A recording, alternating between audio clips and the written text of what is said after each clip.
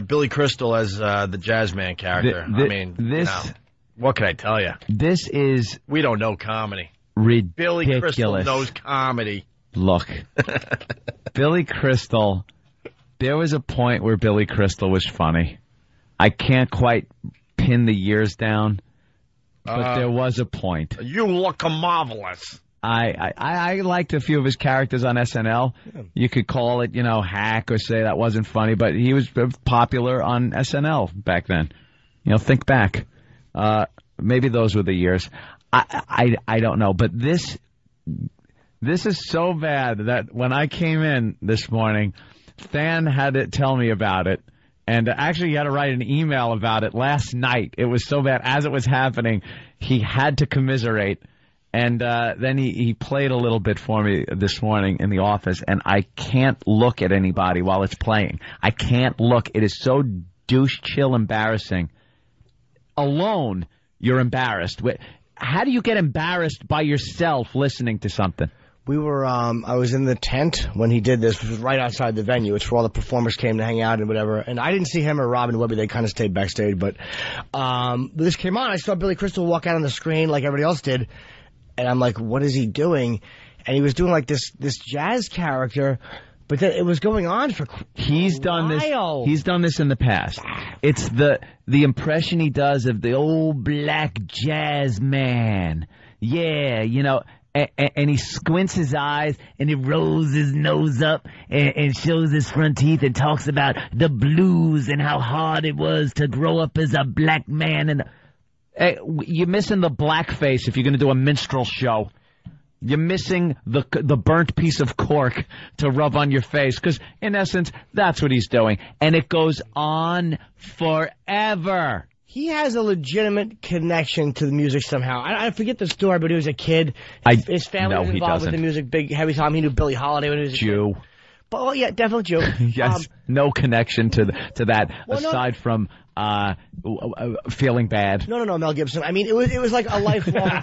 A lifelong love of the music. So I'm not doubting legitimacy. You could love the music, but this guy is the furthest thing from anybody that's a jazz singer or a player or anything. What does Billy Crystal know? I'm missing something on it. I'm missing something. Like, it's missing something, and it's like, I don't need to do it. You want to listen to a little bit of this? Or? No, let me tell you something. I don't want to listen to a second of this crap.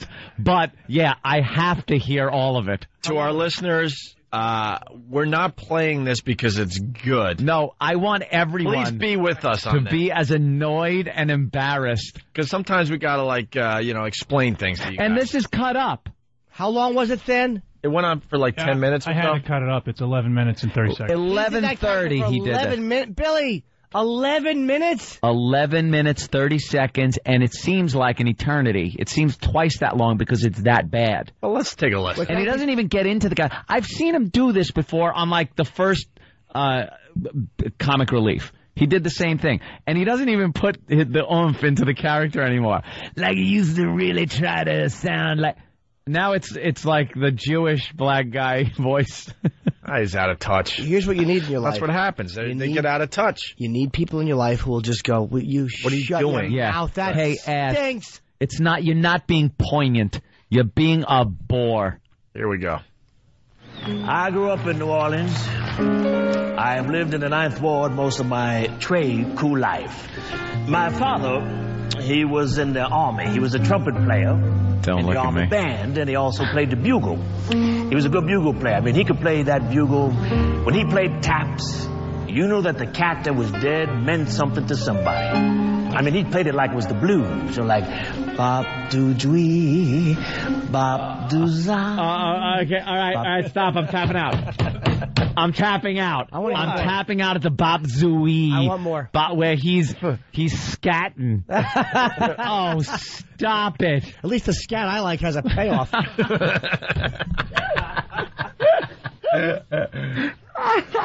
Do zappa, do zappa, do zow. No, stop. So when I was old enough, and I wanted to play the horn, I went up to my dad and I said, Pops, I want to be a musician. And he said to me, Lester, shut up, you're a fat little Jew. If you want to be a musician, play the clarinet, not the trumpet. I said, why, Pop? He said, hey, look at my lip. You see that little dent over my lip, and then you get all this callus and stuff, and I'm telling you, boy, the chicks don't like to kiss the trumpet players. So I took one look at that lip, and that's when I became a clarinet player.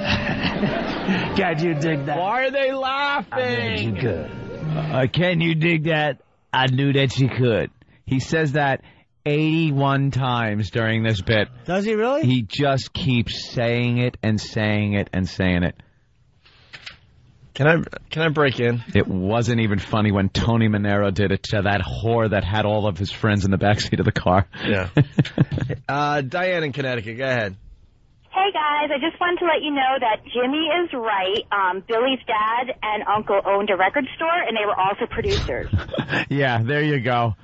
The business end of jazz. Stop it. I'm only saying, my point was only... That's what a Jewish guy Hold on a did. Exactly. My point was only that I don't. It's not something he just grabbed like as a love. It was something that I think he legitimately grew up loving. He's he's a kid. His family knew Billy. I was saying I think it's something he loved his whole life. I just don't like the character. I'm not even going to try to defend it. Go ahead, play it. I think the point Jimmy's trying to make is that they both have the same managers, and Jimmy thinks that Billy Crystal is terrific. Wrong. That he's just terrific. Wrong. I don't like the character. I really don't. I almost like it. Almost the legitimacy of loving the music almost makes me dislike this character more, because you shouldn't be doing something connected to something you love so much. Yeah. And making everyone who listens to it go, uncomfortable. If what you're saying is the case, and I have no reason to doubt you, right. This is like showing off then. He's almost showing off, look how cultured I am, look what I know about. I'm Jewish, yet I know all about the black man and jazz and the blues and what makes black people sing and play the blues and you know something? Stop it. You don't. This is it's a minstrel show. Back to Billy Crystal. I was 16 when I marched down the street when my dad come home from the war, leading his procession. The American flag draped on his coffin. My mother, my 6 brothers and sisters marching behind me as I strutted up the way on our way to bring him to his sleeping place. And I think it's the only time that taps was ever played on the clarinet. Can you dig that? I knew that you could. And there was a red painted house. All right, look, I got goosebumps, and not because I'm being touched. Are you being moved by this? No, not because it's moving. I swear to you, the hairs just stood up on the back of my neck when he said, "Can you dig it? I knew you could." I can't listen to this. I cannot sit in this room and listen to this. See, this wouldn't house on the corner. This wouldn't be as bad if it was not being done. I understand it's a comedy benefit as attempts to be poignant, but get like an old black actor. Like, this is the type of thing I would want to see an actor doing. Like, I didn't Billy Crystal an actor, but it's like, I don't want to see an older white guy doing this. I want to see, get me like, I don't know, get me Scatman Crothers if he wasn't dead. Or get me the Freeman. Dead one. It's better than this. Get me the I want to see one an axe buried in his chest recited. Well, how about an old jazz musician to talk? Right. Billy Crystal does not deliver the visual of an old jazz musician. Sorry. Well, I want to hear that last line about "Could you dig it again?" I'm not trying to bother you. I'm dig that. I knew that you could. Oh, I'm cringing. Why? I'm cringing. Time the taps was ever played on the clarinet. Can you dig that? I knew that you could. And there was a red painted not a peep in the corner right before the cemetery. And every time I would strip by. By the way, someone's saying that instead of saying new video games, Mike Wood said nudio games. Nudio games. Ooh. Wee. Every time I would strip by the street, right? What a dumb girl. I would see this beautiful girl, sweet-looking dress on the porch, and she would smile at me.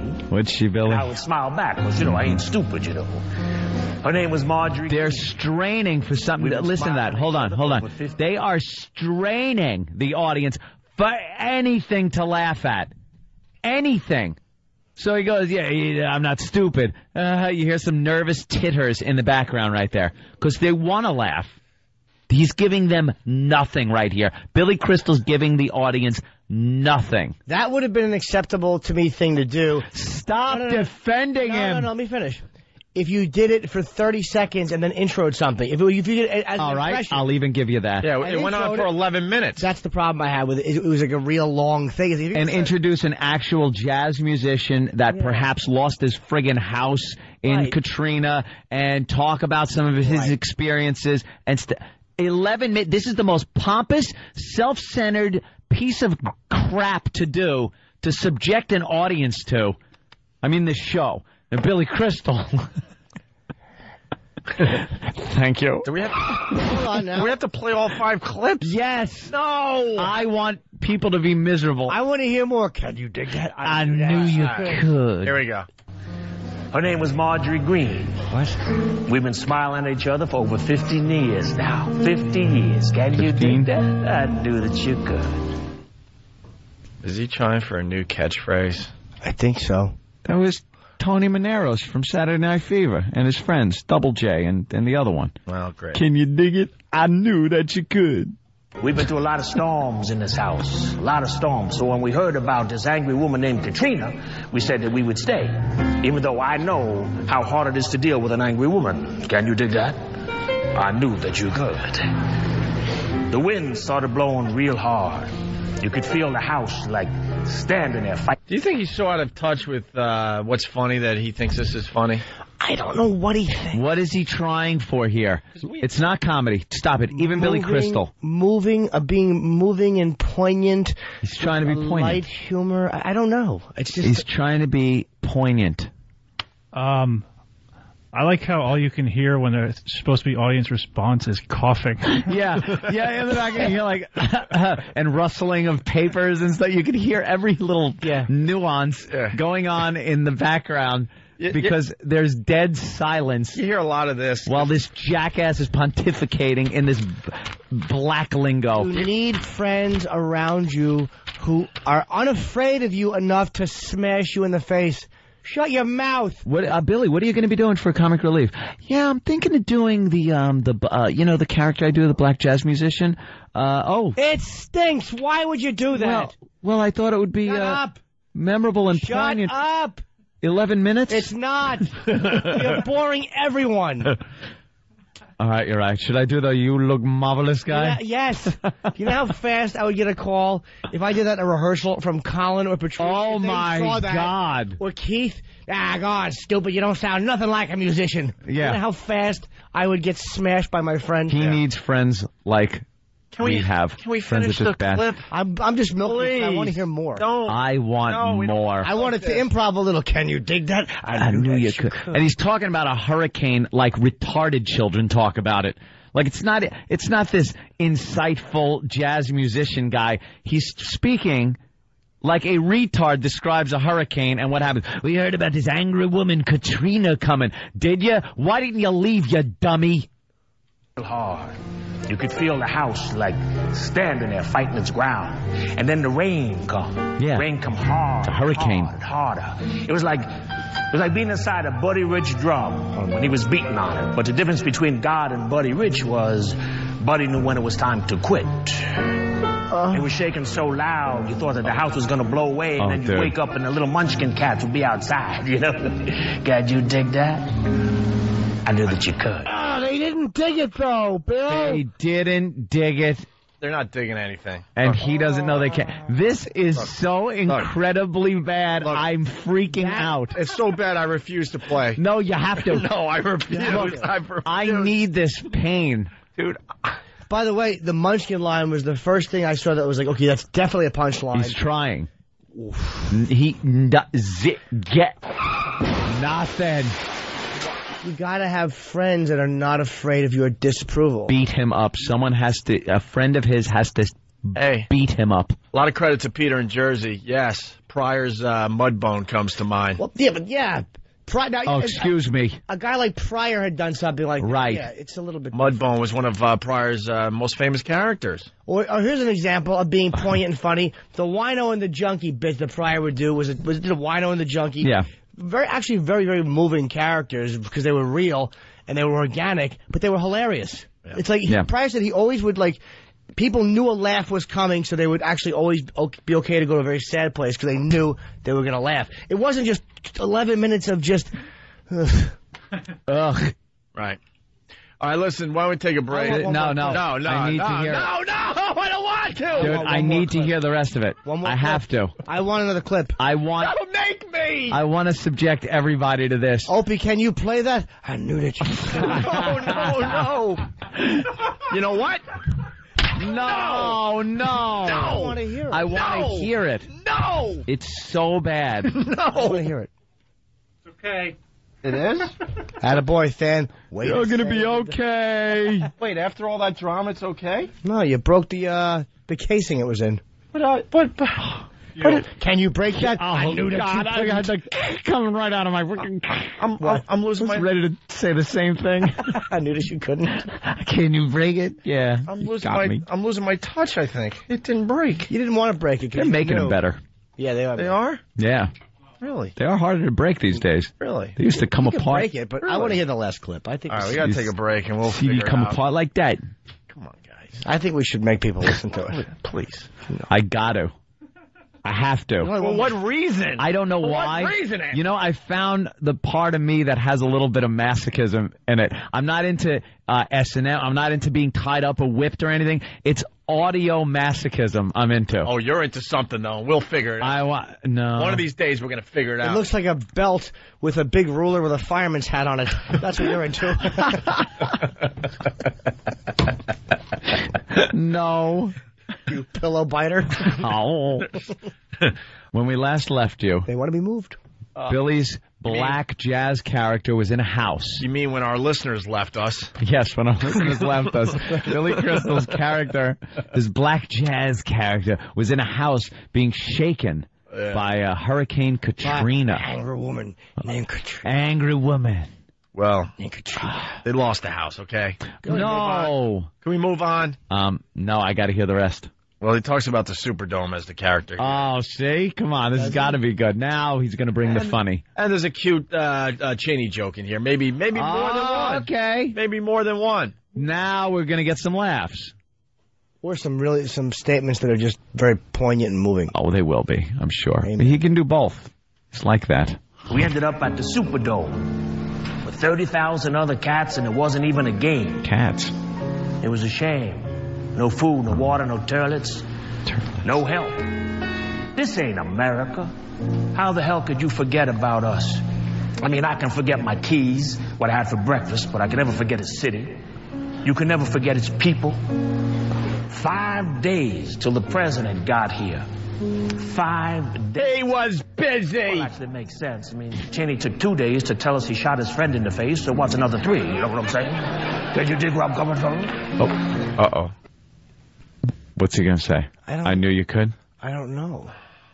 Oh, my God. Can we stop? No. No, I want to hear the No. Can you dig it? I have to find out what he says next. By No the way- turlets. By the way, thanks to Than, because this was an 11-minute bit. We have Poor Than. We have a little over 3 minutes we did here for you today. That's right. Thannikins. Imagine this going on for 11 and a half minutes. I can't imagine. And I was cutting it up, and I'm like, and I know how long things are supposed to be. I'm like, these things have to be way too long. They have to be. And I looked at the time. I was like, no, this is perfect. Yeah. Normal.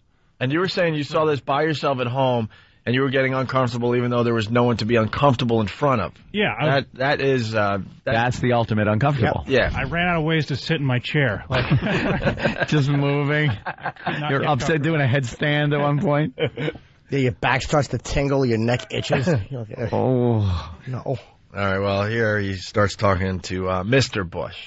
Uh-oh. Well, yeah, you know. Oh, this is good. He's going to address the president. Well, at the end of the bid, you got to have some kind of solution. Yeah. He's going to address the president in his naive but poignant kind of black jazz musician way. Something about the war and the money on the war. That's Yeah. one bullet. Yeah. Now listen, I'm just an old clarinet man. I don't know much. But I got an idea, Mr. Bush. Oh. Stop your war for one day. Give New Orleans the bread it costs to fight that one day and use it to rebuild us.